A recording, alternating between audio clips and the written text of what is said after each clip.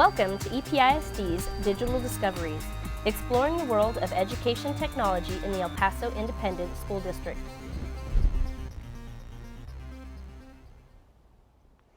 Hi, welcome to this edition of Digital Discoveries. Today we're going to talk about something that's happening a lot in our school district, and so I've been asked to create a show just about something called phishing.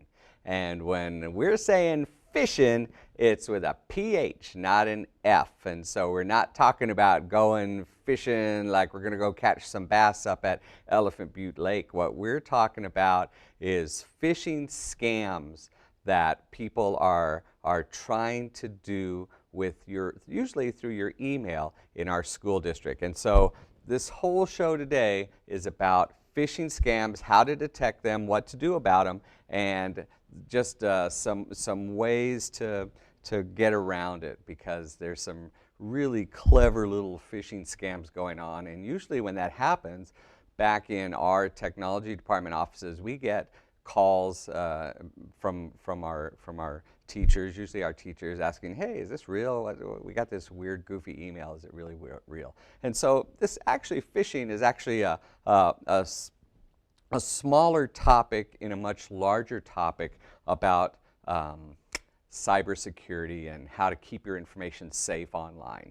And so to introduce this whole thing, I thought I'd start off with this little video from the Department of Education about how to keep yourself safe online. Every day, you take advantage of all kinds of services: mobile, social media, free internet search, and more.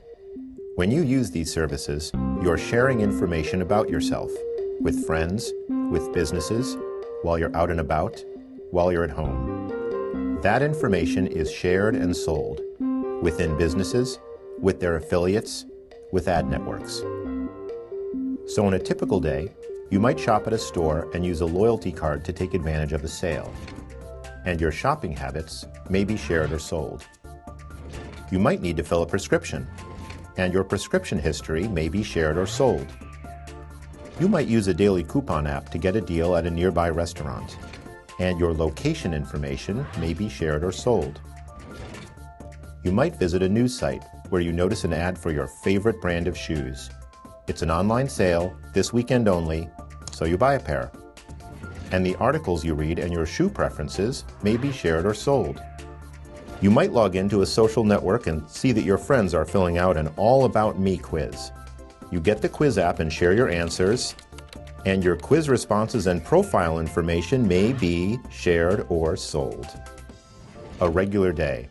You've taken care of business, used some free services, gotten some good deals, and revealed all kinds of information about yourself. So at the end of the day, the question is, who has your information, and where is it going next?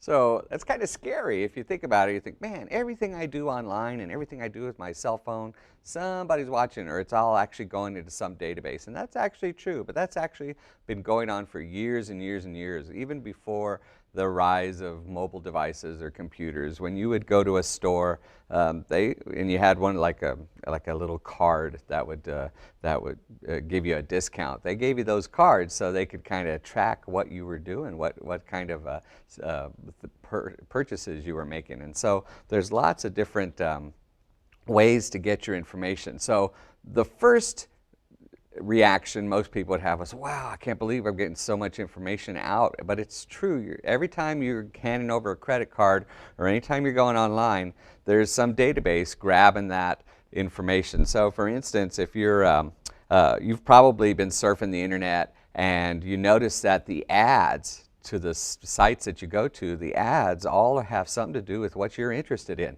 And the reason is because they've been watching you. They, being some computer somewhere, has been watching you, watching your surfing places that you go. What do you buy on Amazon.com? And they kind of tailor those ads toward your preferences. And so today we're going to talk about, so that's kind of like the general, how do they get all this information? Now all these people out there, they're grabbing all this information.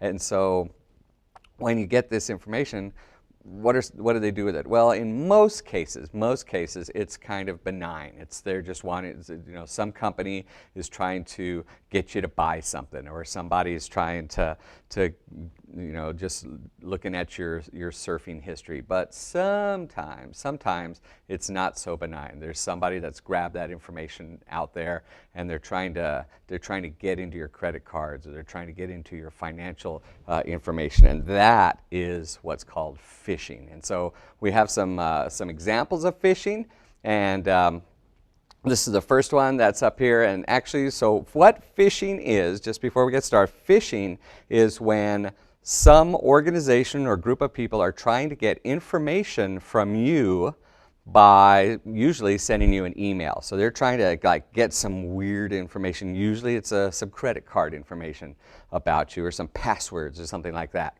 So here's a typical phishing email, okay? And this is just it's very general, and there's a business proposal. This is one that I got in my mail this week, as a matter of fact. And so you can look at it, and at first glance, if you didn't read it very closely, you might think, maybe that's legitimate. But then you start looking at it, and then you start thinking, maybe it's not so legitimate. For instance, in the sentence at the very top, a business proposal for me from this person, from Pam Wood, somebody that I have no idea who Pam Wood is. And then it's not, if you go down, I'm going to zoom in a little bit. Oh, I can't do that. Whoops. Sorry about that.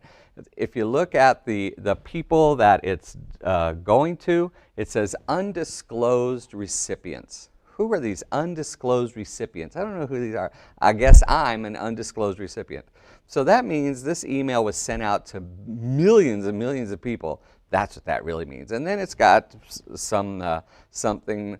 The person that's writing the email is different than the person that sent the email. So you can see down there, good day, I'm Mr. Mong Hoi, Director of Operations of the Hang Seng Bank, which I've never ever heard of the Hang Seng Bank, but that's different from the person that sent it, which was Pam Wood. And what they're doing is, Pam Wood sounds like a name that I might know. I might know somebody named Pam Wood, or it's close to a name that might be in my address book, or that I might have sent to Twitter or something like that. So, and then down at the very bottom of this email, this person is an employee of Minehead Middle School. So it's got some weird stuff in it. Mong Hoi, Director of Operations of a bank, is an employee of Minehead Middle School. That's kind of weird. And they've got a business proposal for me. And so they want me to click on that email and do something. So let's dissect one of these. This one is, this is a typical phishing scheme email. If you notice that the from is from some goofy, somebody I never ever heard of before, this WebXYYZZ from Hotmail. I have no idea who that is. So the first thing to look for is, who did this email come from? The second thing to look for is, who is it to? You see, when they send out these phishing schemes, when they send out these emails, they send them out to millions and millions and millions of email addresses. And a lot of the email addresses, they're just guessing what the email is. So my email address in EPISD is tbholt@EPISD. They might have a program that sent that email out to TA Holt, TB Holt, TC Holt, TD Holt, and so on and so forth. All the ones that don't exist just bounce back to them or go into wherever, but the ones that do exist actually kind of get through. And so they're phishing. That's why it's called phishing. They're phishing. So now you look here. Oh, this is really interesting. There's no subject. That's kind of interesting. But look at here. After a comprehensive, After a comprehensive search, my name was listed on the client's will to his estate. I was listed on the will to his estate. Wow, that's really interesting. But I have no idea who that is. I don't know. I pretty much know who all my relatives are, and if they're living or dead, or if I'm in their wills or not. And so that's some, just in this very, very small email here, you get a lot of really weird vibes. Let's look at another one here. Again, this goes back to our one from Mong Hoi, the Director of Operations. Again, you look at it, You see that the two, it's from somebody I don't know, but it's kind of close to a name. See, I know a man named Paul Wood. So I know a guy named Paul Wood. And so this is from somebody named Pam Wood. So it's kind of maybe maybe if I'm not paying close attention, I might be interested in that. Again, it's going to undisclosed recipients. Who's it going to? I don't know. That means it's going to everybody. And then finally, good day, they've got some business proposal for me. They're going to make me a millionaire if I just do something with this guy from Hong Kong who happens to work at the Minehead Middle School. And if I'm not paying attention, they know that I work in a school district that has a Moorhead Middle School. So if I'm not paying attention, I'm like, So they kind of get close, but they're not. You got to pay attention to these things. So let's watch another video about Good afternoon, Mr. Thomas. I'm from your credit card company. We suspect several unauthorized transactions on your card. Really? My credit card company? Yes, and we care about your security, so we make house calls. Good news is you give me your social security number, and we'll take care of you. Is that all you need? Oh, not quite. We also need your PIN number. I forgot. What's that on your back? Nothing? Oh, I get it. You're phishing for my personal information, right? No. So you can steal my identity, right? No. Then how come you have a fin sticking out of your back? Honey, get my tackle box and rod.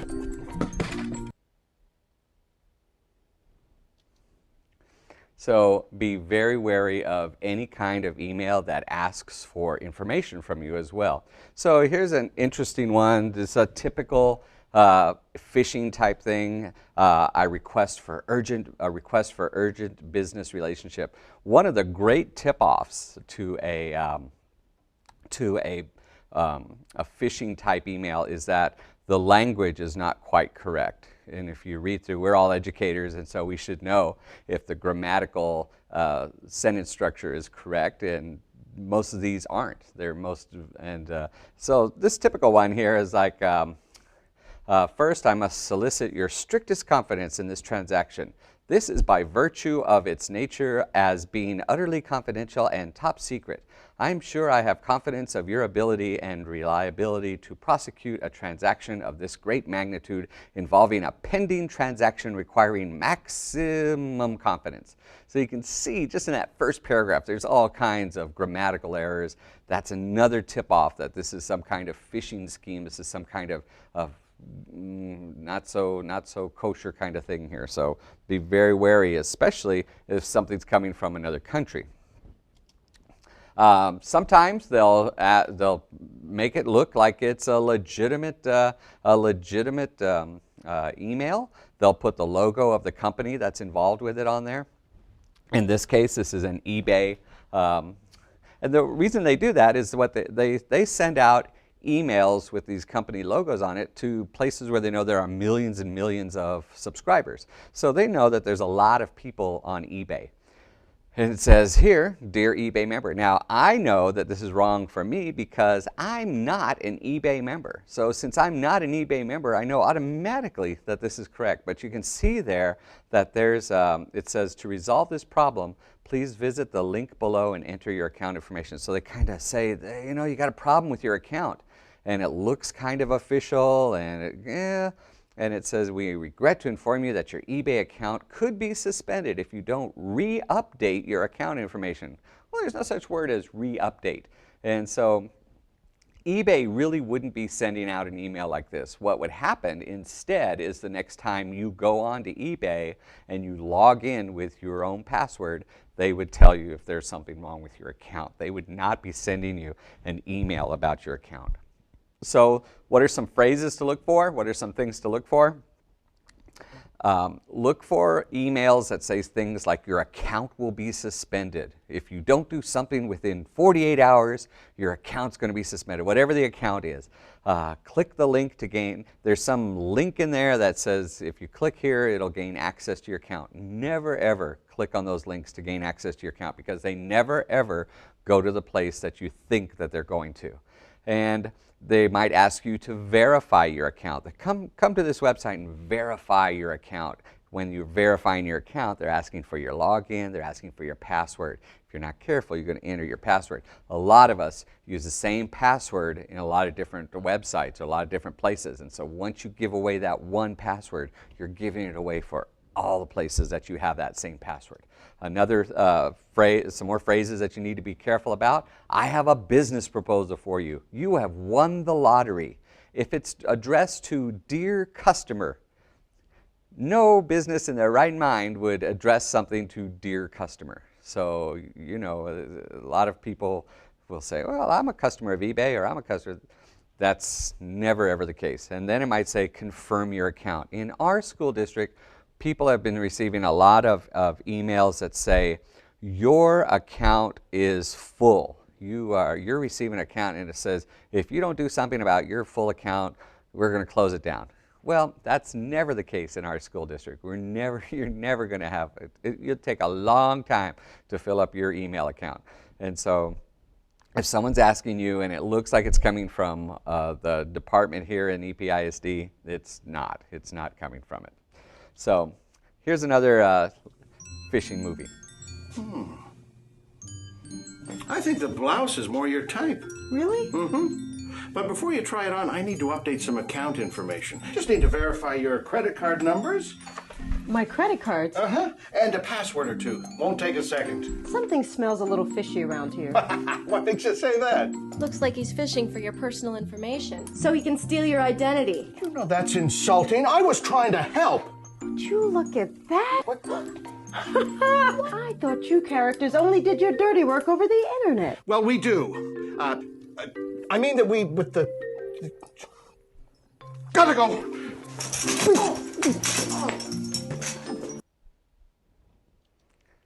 So phishing schemes can happen anywhere. They can happen at work, they can happen at home, they can happen wherever you've got an internet connection. Somebody's trying to get your information.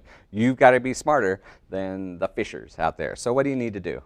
Well, some emails are legitimate, and so you have to look at what's a legitimate email, what's a non-legitimate email, or illegitimate email, I guess would be the word.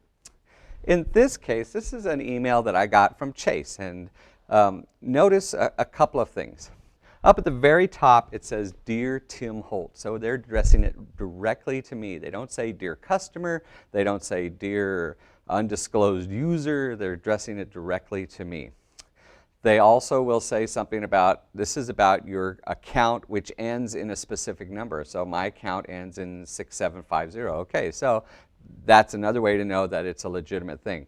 If I read through this whole thing, which I'm not, but if you read through this whole thing, never, ever, ever on this email from Chase does it say, click here to enter your information. What they're asking is, they're saying, when you log on to your Chase account on chase.com, then, you know, whatever this is about, you know, this is about my statement, I guess, and so my credit card statement. And so, so in this case, they're never asking for information. They're telling me in this, hey, you need to go to this website, which is the chase.com website. Another way to check, if you're a little bit more techie, is that if you click on the URLs in an email, if you click on those URLs, they might say chase.com, and then if you right-click on it, the real URL should come up. So in this case, if I clicked on www.chase.com, which is a link within this email, if I right-click on it, it should, or hover over it, it should come up with www.chase.com.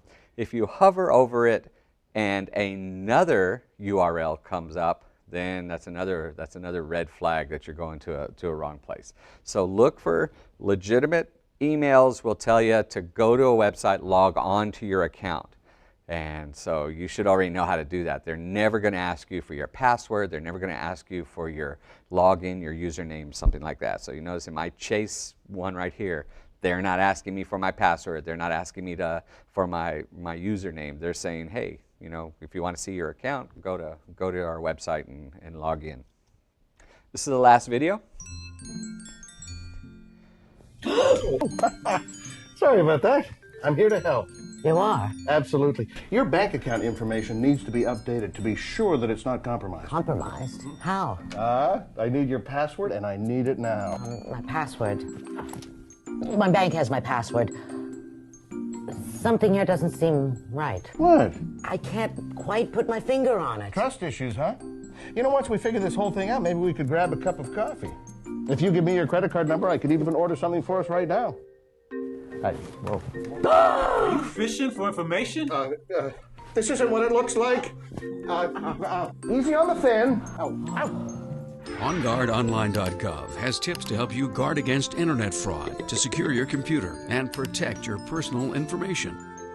To be more secure online, log on to OnGuardOnline.gov. Stop, think, click. You know, when you're driving on the road, you have to follow the safety rules on the road. When you're driving on the internet, you got to follow the safety rules of the internet. And so that's a really good site, and I'll bring that site back up in a second to let you know how to get there. So the steps you can take about be safe about these phishing scams: delete emails that ask you to confirm personal information and like your account numbers. Don't respond to email threats. Call the organization you're concerned. If Chase said, hey, we're going to close your account and you're going to owe us $1 million in 48 hours, you know that I'd be on the phone with Chase in a second and saying, hey, is this real? Don't click on links if you suspect that the email be fraudulent. Just don't click. You know, when in doubt, don't. And that old saying that your mom told you all those years ago, if it's too good to be true, you know what? You did not win the Nigerian lottery. You did not win. You're not in somebody's will from England that you have no idea who it is. If someone's offering you $1 gazillion, they're not. They're really not. They're just trying to get your information so they can steal from you. So leave it with that one. You know, that's that old saying, when in doubt, don't do it. And if it doesn't feel right, if that email feels a little bit weird, just delete it. If they're really interested, if an organization, if it's legitimate, they'll send you another email about it. For more information about this is a great website. It's got all kinds of information about how to keep your information safe online. It's called OnGuardOnline.gov. That's where we got those little videos from. And so I hope that you, next time you go fishing, it's actually you catch some fish and you're not the victim of some kind of scam online. Thank you for joining me for this edition of Digital Discoveries. Thank you for joining us on this episode of Digital Discoveries. Please visit our website for more information and our YouTube channel for all other episodes of Digital Discoveries.